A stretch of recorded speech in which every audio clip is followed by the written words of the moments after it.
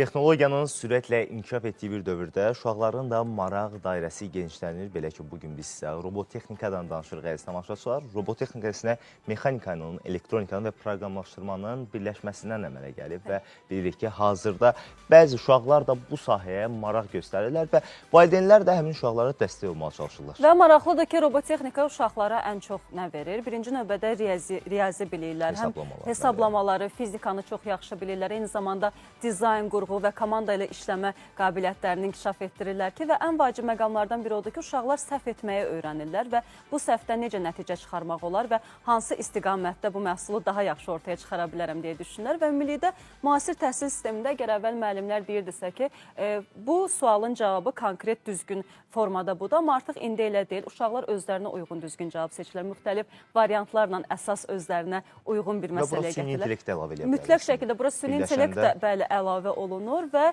robotexnikaya maraq elə ölkəmizdə də yetəri qədərdir. Və elə əməkdaşımız Jalə uşaqlarla maraqlı bir müsahibə edib və onların maraq dairəsini öyrənib.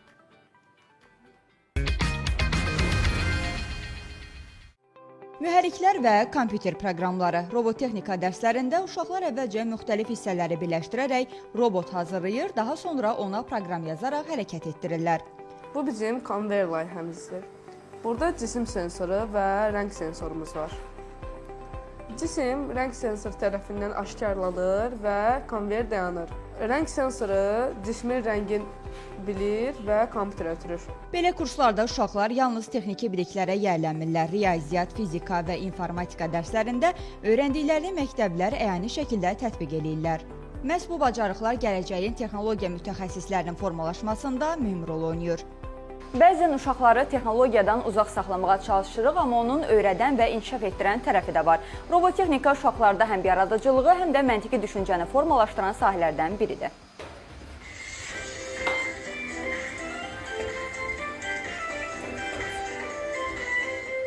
Mütəxəssislərin sözlərinə görə robotexnika kurslarına adətən 5-6 yaşdan etibarən başlamaq mümkündür.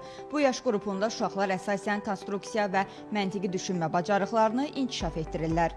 Tələbələrimiz burada ən kiçik elektronika elementlərindən tutmuş, Arduino və onun modullarından istifadə edərək özlərinin layihələrini yığırlar, hansı ki, gələcəkdə onların bir mütəxəssis kimi yetişməsinə böyük töhfə verir.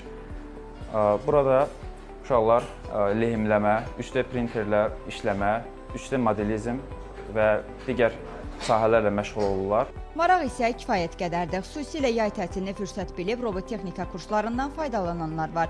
Çünki süni intellekt, avtomatlaşdırma və rəqəmsal texnologiyaların sürətlə inkişaf etdiyi müasir dövrdə robotexnika gələcəyin ən perspektivli istiqamətlərindən biri hesab olunur.